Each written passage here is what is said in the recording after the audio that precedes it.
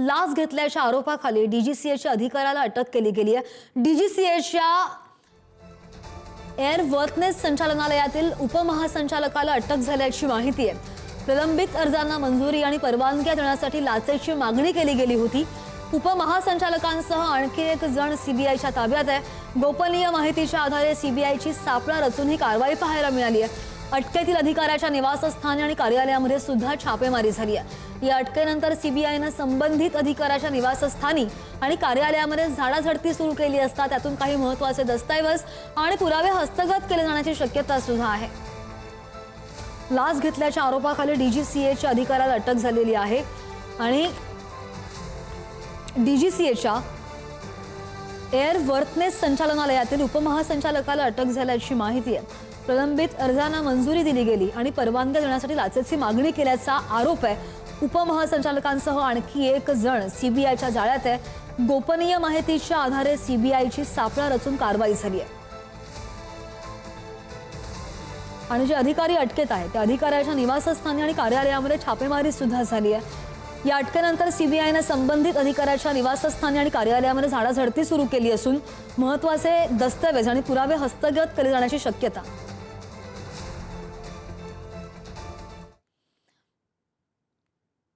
तर डीजीसीएमध्ये अनेक भ्रष्टाचारी अधिकारी असल्याचं सिद्ध झालं। डीजीसीए अधिकाऱ्याच्या अटकेवर रोहित पवार यांनीही प्रतिक्रिया दिली आहे। अटक झालेला छोटा मासा याहून मोठे मासे डीजीसीएमध्ये असल्याचा दावा रोहित पवार करतायत।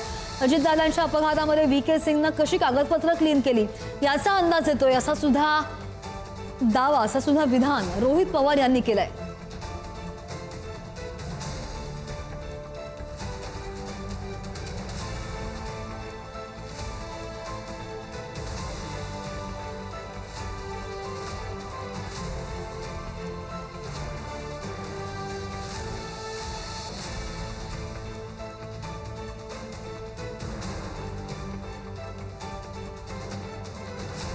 रोहित पवारांनी एक्सपोज केलेली आहे। आपण पाहूयात ग्राफिक्सच्या माध्यमातून।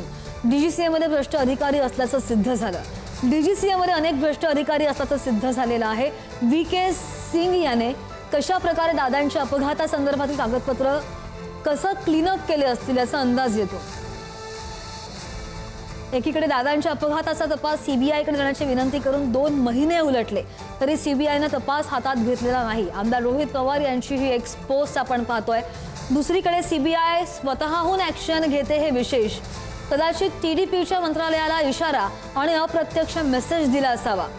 म्हणूनच प्रादेशिक अस्मिता बाजूला सारून टीडीपीकडून डिलिमिटेशन संदर्भात केंद्र सरकारच्या आदेशांचं तंतोतंत पालन केलं जात असावं असं सुद्धा रोहित पवार यांनी म्हटलंय।